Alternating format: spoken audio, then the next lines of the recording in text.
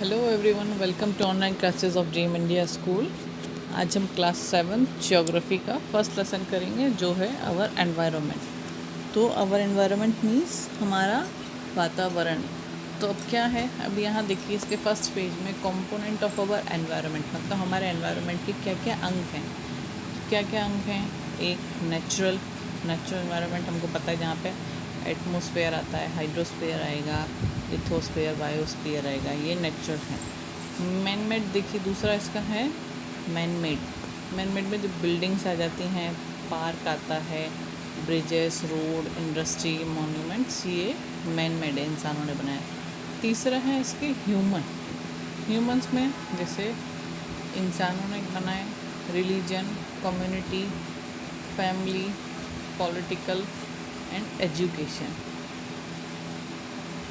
तो हमारे जो कंपोनेंट हैं वो तीन हैं, नेचुरल, मैन मेड और ह्यूमन। अब हम आगे पढ़ते हैं। Environment is a nature and surrounding in which all plants, animals and human other living beings live and operate. क्या है एनवायरनमेंट वो चीज़ है जहाँ पे सारे लोग रहते हैं और एक ऑपरेट करते हैं साथ में। Every living and non living thing is related to environment. जितनी भी लिविंग और नॉन लिविंग थिंग्स हैं वो एनवायरनमेंट से संबंधित हैं। Environment plays a major role in giving birth to a new life, और एक नई लाइफ को जन्म देने में भी एनवायरनमेंट का बहुत अहम रोल होता है। In the growth of a life and survival of a life and overall wellbeing of any life. It always provides us fresh air that we breathe, water that we drink, food that we eat, and almost all resources for our survival. तो environment हमें क्या देता है? Environment हमें सब कुछ ही तो देता है, जैसे कि खाना हुआ, हवा हुई, पानी हुई, ये सारी चीज़ें हमें एनवायरनमेंट से ही मिलती हैं। Environment also provides us several other natural resources that are very important. Environment हमको ये नेचुरल रिसोर्सेज भी देता है जो हमारे लिए बहुत ज़रूरी हैं। Natural resources are the resources that environment gives us naturally without we create. तो नेचुरल रिसोर्सेज क्या होते हैं? वो चीज़ें जो हमें नेचुरली मिलती हैं, जिनको हम नहीं बनाते हैं। It includes sunlight, atmosphere, land, water, plants, animals, sea life, mineral, different species and everything that occurs naturally. वो सारी चीज़ें जो खुद से ही धरती पे हैं वो नेचुरल एनवायरनमेंट कहलाती हैं और नेचुरल रिसोर्सेज कहलाती हैं। It provides us the resources such as fuels, metal and most forms of energy to use. और ये किसके रूप में भी हमको मिलती हैं? फ्यूल हुआ, मेटल्स हुए और एनर्जी के फॉर्म में। Now on the basis of origin the environment can be categorise into two type. अब ओरिजिन के अकॉर्डिंगली एनवायरनमेंट को टू टाइप में डिवाइड किया गया। कौन सा? नेचुरल और मैन मेड। जो नेचुरल हमने बताया वो चीज़ें जो खुद से नेचर हमें देता है, और दूसरी मैन मेड जो इंसान बनाते हैं। Natural environment consist of a natural things such as air, water, plant, animals. ये सब क्या है? नेचुरल एनवायरनमेंट है। The natural environment is a combination of biotic and abiotic. अब जो नेचुरल एनवायरनमेंट है ये बायोटिक और अबायोटिक भी है। The man made environment consist those things which are made by man, which include roads, houses, modes of transport, machines, etc. The humans have made these things for their comfort and convenience. अब अगर man made things की बात की जाए तो buildings हुई, roads हुए, घर हुए, ब्रिजेस हुए, मोड्स ऑफ ट्रांसपोर्ट, कार, बस, एरोप्लेन, मशीन्स, ये सारी मैन मेड हैं जो इंसानों ने अपनी सहूलियत के लिए बनाई हैं।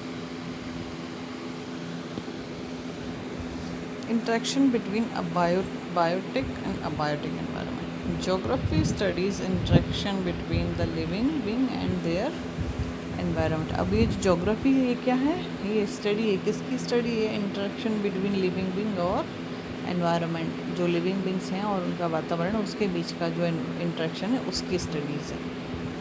Both biotic and abiotic components of environment are not separate from each other, instead they always interact with each other. अब जो बायोटिक और अबायोटिक है, जैविक और अजैविक कंपोनेंट्स हैं हमारे एनवायरनमेंट के, ये दोनों एक दूसरे से अलग नहीं हैं, ये एक दूसरे से संबंधित हैं. The biotic component mainly depend upon the abiotic components. अब जो बायोटिक कंपोनेंट्स हैं वो किसके ऊपर डिपेंड करते हैं? अबायोटिक कंपोनेंट्स के ऊपर. Both the types of environments keep on changing with the passage of time and from place to place. अब ये दोनों तरह के जो कंपोनेंट्स हैं, बायोटिक और अबायोटिक, ये टाइम के अकॉर्डिंगली चेंज होते रहते हैं, टाइम और प्लेस के according. These changes occur because of human interference with them. For example, और ह्यूमन इंटरफेरेंस की वजह से भी चेंज होते हैं, जैसे कि he constructs building, house, factories, lands etcetera on lands and changes the shape of the land form. अब जैसे इंसान है, अब ये बिल्डिंग बनाता है, फैक्ट्रीज बनाता है, तो जो लैंड है उसका शेप चेंज हो जाता है. Land forms change due to the natural activities also. और जो लैंड फॉर्म होता है नेचुरल एक्टिविटीज़ की वजह से भी चेंज हो जाता है. The changes in the abiotic component occur due to the energy of sun. अब ये जो अबायोटिक कंपोनेंट्स हैं, इसमें चेंज कैसे होता है? सन की एनर्जी की वजह से. The sun causes change in seasons as well as in climate. और सन की वजह से क्या होता है? मौसम भी बदलता है, सीजन्स भी बदलते हैं. These changes further influence the biotic component. और यही जो चेंज होते हैं ये किसके ऊपर प्रभाव डालते हैं? बायोटिक कंपोनेंट्स के ऊपर. The biotic components also effect the biotic components of the environment. अब जो अबायोटिक कंपोनेंट्स हैं, ये बायोटिक कंपोनेंट्स ऑफ एनवायरनमेंट पे भी फ़र्क करते हैं. Because of the environmental change some species of plants and animals have become extinct while the new species have evolve. अब इन्हीं चेंजों की वजह से क्या हुआ? कुछ प्लांट्स और एनिमल्स की जो प्रजातियां हैं वो बिल्कुल ख़त्म होने की कगार पे आ गई हैं और ख़त्म ही हो गई हैं, जबकि कुछ नई शुरू हो गई हैं. Man also influences the environment by his activities as we see in the example of landform. और जो आदमी होता है, इंसान होता है, वो भी प्रभाव डालता है अपने एनवायरनमेंट पे, जैसे कि हमने लैंडफॉर्म का एग्जांपल देखा है. अब natural environment. Natural environment as name itself suggest is comprised of both biotic and abiotic. अब जैसे नेचुरल एनवायरनमेंट है तो यहाँ पे क्या होगा? बायोटिक भी है और अबायोटिक भी. अवर एनवायरनमेंट कंसिस्ट ऑफ 4 लेयर्स. हमारा जो एनवायरनमेंट है इसकी कितनी लेयर है? इसकी 4 लेयर्स हैं. पहली कौन सी है? ये पहली लेयर हुई, इसे हम लिथोस्फीयर कहते हैं. ये दूसरी लेयर हुई, ये होगी कौन सी हमारी? हाइड्रोस्फीयर. तीसरी लेयर एटमॉस्फेयर. चौथी लेयर है हमारी बायोस्फीयर. तो ये हमारी कितनी लेयर्स हो गई? हमारी ये 4 लेयर्स हो गई.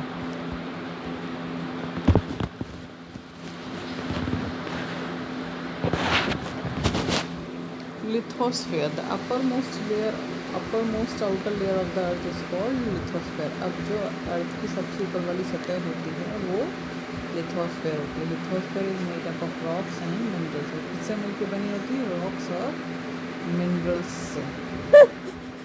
The layer extend over both land and ocean basins. और ये कहाँ पे मिल जाएगी? लैंड पे भी और ओशियन बेसिन्स पे भी. The thin layer of soil makes the uppermost fertile layer of the lithosphere. अब जो थिन लेयर होगी, पतली लेयर होगी सॉइल की, वो कहाँ होती है? वो क्या करती है? जो अपर मोस्ट जो आपकी लिथोस्फीयर होती है उसको फर्टाइल बनाती है.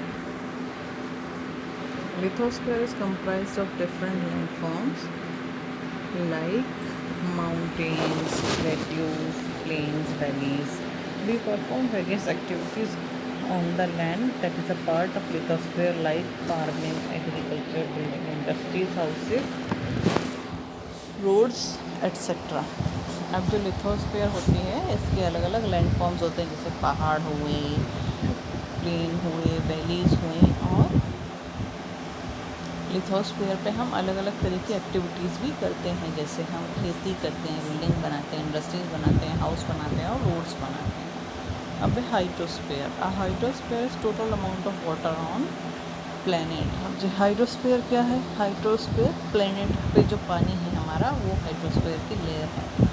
The hydrosphere includes water that is on the surface of the planet, underground and in the air. और अभी जो हाइड्रोस्फीयर है ये पूरा इसे इंक्लूड करेंगे तो एक तो हमारे प्लेनेट पे के सरफेस पे जितना पानी है, जितना अंदर है और जितना एयर में है। Hydrosphere can be liquid, vapour और आइस। और किस किस फॉर्म में हो सकता है, लिक्विड भी हो सकता है, वेपर्स भी हो सकते हैं और आइस भी हो सकता है।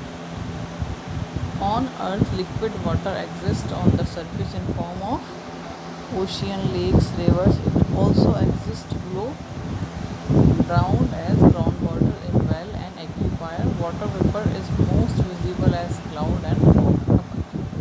अर्थ पे बात करें तो हाइड्रोस्फीयर किस फॉर्म में होगा, लिक्विड वाटर।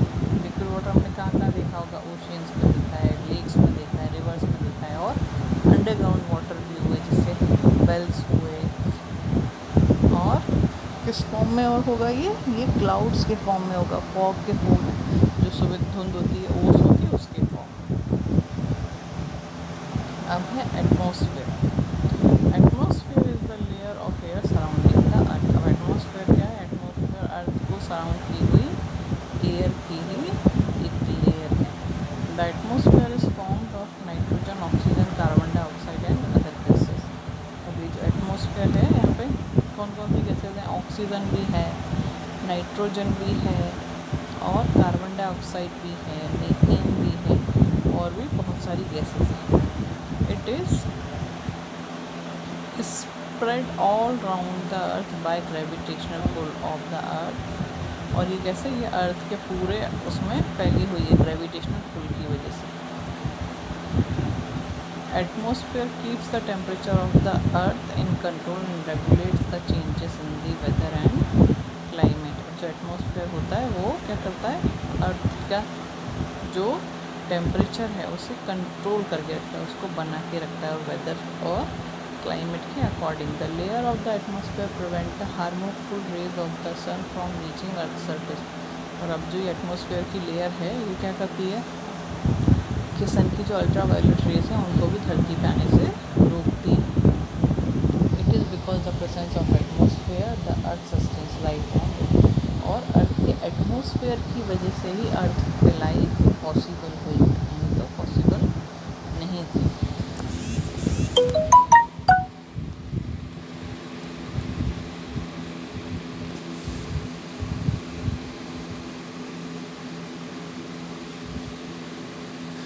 Biosphere.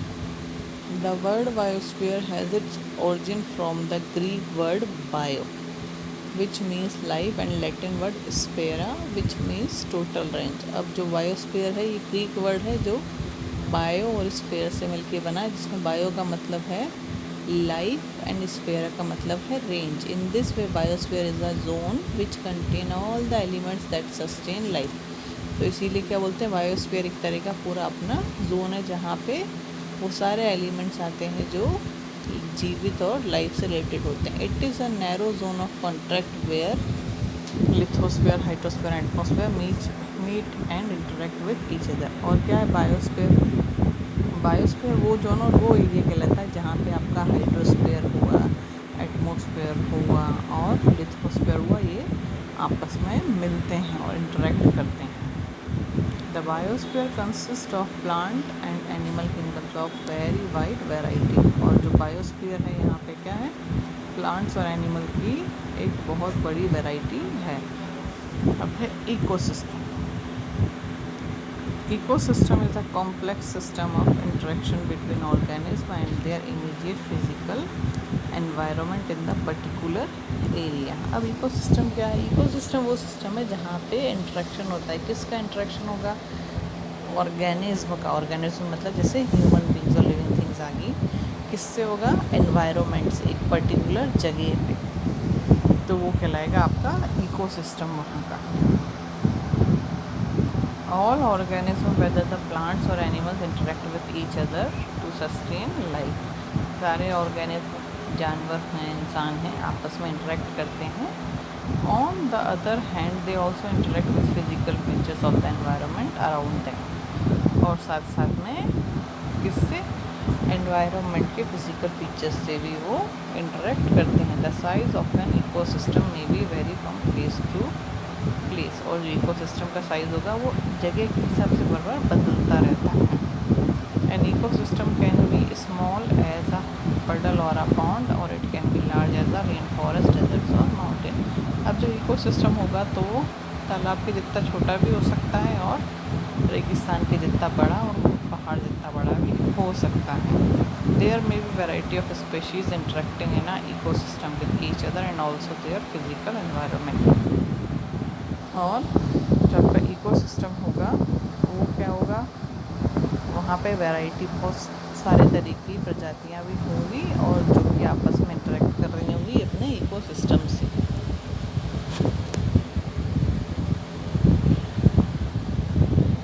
देखिए इकोसिस्टम को और सिंपल भाषा में समझते हैं तो जैसे कि आपके जूस वगैरह होते हैं तो वहाँ का इकोसिस्टम अलग होता है, वहाँ का एनवायरनमेंट अलग होता है। ह्यूमन सेटलमेंट होता है तो वहाँ का एनवायरनमेंट अलग होता है। तो ये हमारा ह्यूमन इकोसिस्टम है, वो उनका इकोसिस्टम है। पानी की बात करें तो वहाँ के जानवरों का अलग रहता है। सबके अपने अपने इकोसिस्टम होते हैं।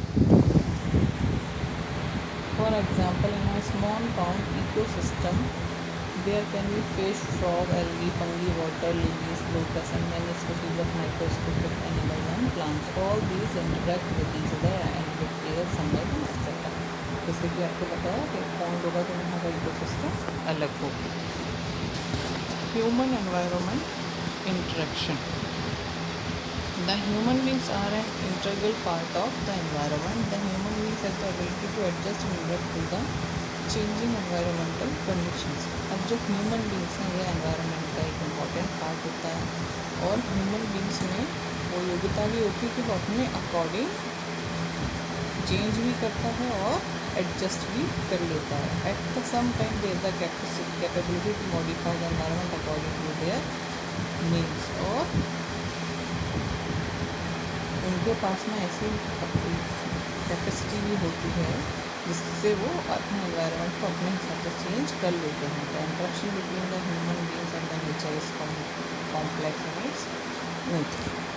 The healthy environment has balance between its component. अब जो एक हेल्दी एनवायरनमेंट होगा वहाँ पे क्या होगा, उसके कॉम्पोनेंट्स के साथ में बैलेंस होगा। Any imbalance in the natural environment due to any reason cause serious problem. अब जब एक एनवायरनमेंट में भी बैलेंस है और वहाँ पे कुछ भी इम्बैलेंस हुआ तो उसका जो रिज़ल्ट होगा वो अच्छा नहीं होगा। For example the air around us is a balanced combination of number of the gases which make the air fit for the breathing. उदाहरण के तौर पर लीजिए कि हम जो एयर लेते हैं सांस लेने की, उसमें काफ़ी सारी ऑक्सीजन होती हैं और उन सबका एक बैलेंस अमाउंट होता है। अगर किसी भी गैस का बैलेंस अमाउंट ज़्यादा हो जाता है तो वो एयर फिर हम इनटेक नहीं कर सकते।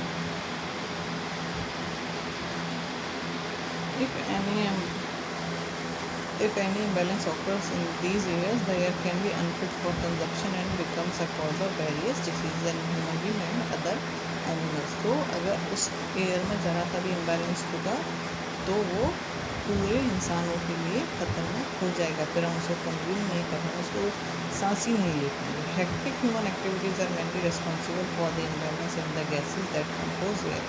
अब जो मानव की गतिविधियाँ होती हैं वही क्या करती हैं, इम्बैलेंस तैयार कर देती हैं एयर में भी। Human despite of all the technologies and scientific advancement depend upon the physical environment for their basic need. अब जो ह्यूमंस की बात करें तो इतनी सारी टेक्नोलॉजी होने के बाद में भी हम एनवायरनमेंट के ऊपर डिपेंड करते हैं हमारी बहुत ही बेसिक ज़रूरतों के लिए, जैसे कि एयर हुई। The primary activities performed by the humans still provide them with food because nothing else will help. For example fishing and farming skills। और जो हमारी प्राइमरी एक्टिविटी जो मूलभूत एक्टिविटी हमारी उसी की वजह से हमें खाना मिलता है, उसको रिप्लेस किया ही नहीं जा सकता, जैसे कि खेती किसानी हुई, फिशिंग हुई। These food sources cannot be replaced with any other sources, as only nature can provide water bodies for fishing and fertile land for farming. और इन चीज़ों को आप किसी से रिप्लेस ही नहीं कर सकते, क्योंकि नेचर में ही फिशेज़ आएंगी, आप कहाँ से फिश ला के पैदा कर दोगे। और फर्टाइल लैंड आपको अपने आप से ही मिलेगी, आप उसमें भी क्या करोगे, हाँ उसमें हम मिनरल्स न्यूट्रिएंट्स ऐड कर सकते हैं, पर ज़मीन तो नेचुरल ना, आप उसे कहाँ से लेके आएंगे। But the human beings are even greedy, they are not satisfied with this. और जो ह्यूमन बींग्स हैं वो इस सबसे संतुष्ट नहीं हैं, वो बहुत लालची हैं। In their efforts to get more and more from the nature for his vested interest, the human being poses threat to the nature and the humans both. और अपने इस स्वार्थ के लिए ज़्यादा से ज़्यादा इंटरेस्ट लेने के लिए, ज़्यादा से ज़्यादा फ़ायदा लेने के लिए हमने कहीं ना कहीं नेचर को खतरे में डाला है। The technical and industrial human activity sometime create serious danger to the natural balance in the environment, and once the balance is disturbed the human itself suffers badly. अब जो आपकी टेक्निकल इंडस्ट्रीज़ हैं और टेक्निकल इंडस्ट्री और industrial areas हैं, वहाँ पे क्या होता है कि कई सारी चीज़ों की वजह से नेचुरल बैलेंस बिगड़ जाता है, और उसके बिगड़ने की वजह से ह्यूमंस को बुरी तरह परेशान होना होता है। कैसे बिगड़ता है, जैसे अगर कोई फैक्ट्री है, सपोज़ करिए अगर कोई गैस फैक्ट्री और वो गैस लीक हो जाती है, तो उसका सफ़र कौन करेगा, उसके आसपास के रहने वाले लोग, मतलब ह्यूमंस ही अपनी गलतियों की वजह से सफ़र करने लगते हैं।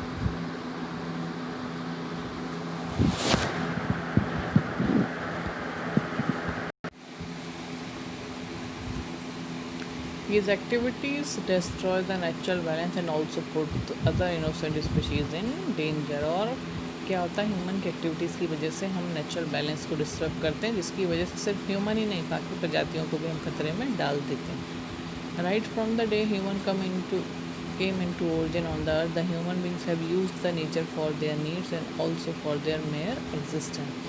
जिस दिन से ही ह्यूमन बींग्स एग्जिस्टेंस में आए हैं, रहने आए हैं, तब से ही वो नेचर का यूज़ कर रहे हैं अपनी ज़रूरतों के हिसाब से। The human beings have also exploited it and misuse it to fulfil his wishes unreasonably. और हमने क्या किया है, हमने इसका यूज़ ही नहीं किया, हमने इसका मिसयूज़ कर दिया, हमने इसका शोषण करना शुरू कर दिया अपनी इच्छाओं को पूरा करने के लिए।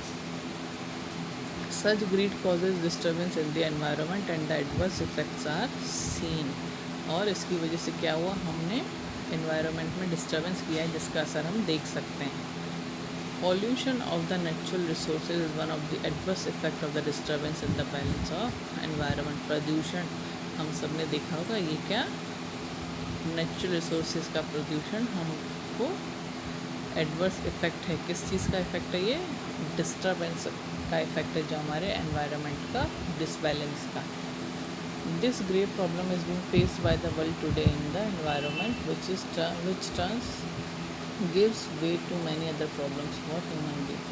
और ये जो प्रॉब्लम है प्रदूषण की, ये सिर्फ भारत ही नहीं बाकी पूरी दुनिया झेल रही है, और इसी की वजह से बाकी दूसरी दिक्कतें भी शुरू हो गई। Environmental pollution is also the result of unplanned activities of the human being and unjustified exploitation of nature।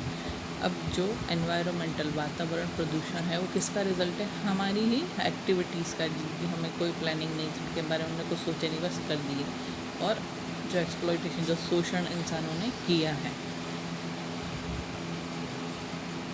This causes disturbance in the balance of the nature।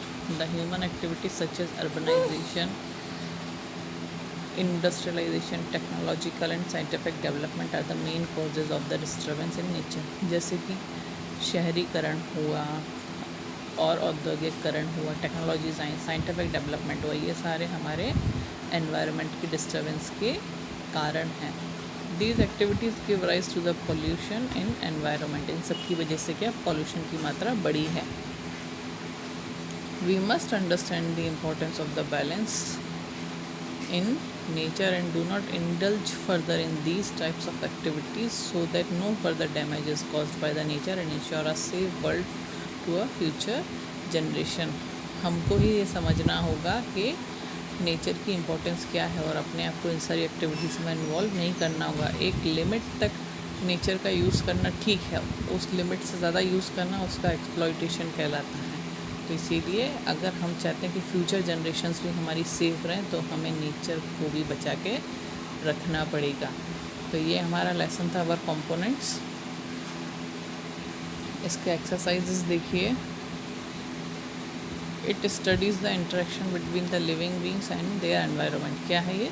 Geography. All external conditions in which human beings live together make up their environment. On the basis of origin human और the environment be of two types. The outermost layer of the earth is called lithosphere. Fill in the blanks. Lithosphere layer extends over both land and ocean basins. The envelope of air surrounding the earth is called atmosphere. The water bodies on the earth's surface are together called hydrosphere, a narrow zone of contact where lithosphere, hydrosphere or atmosphere meet and interact with each other is called biosphere. Question answers आपको WhatsApp पे share कर दिए जाएंगे।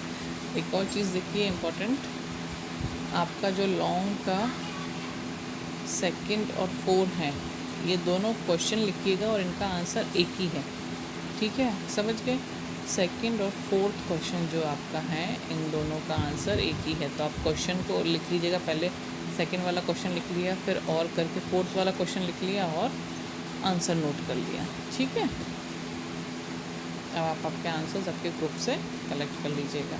Till then take care and see you soon.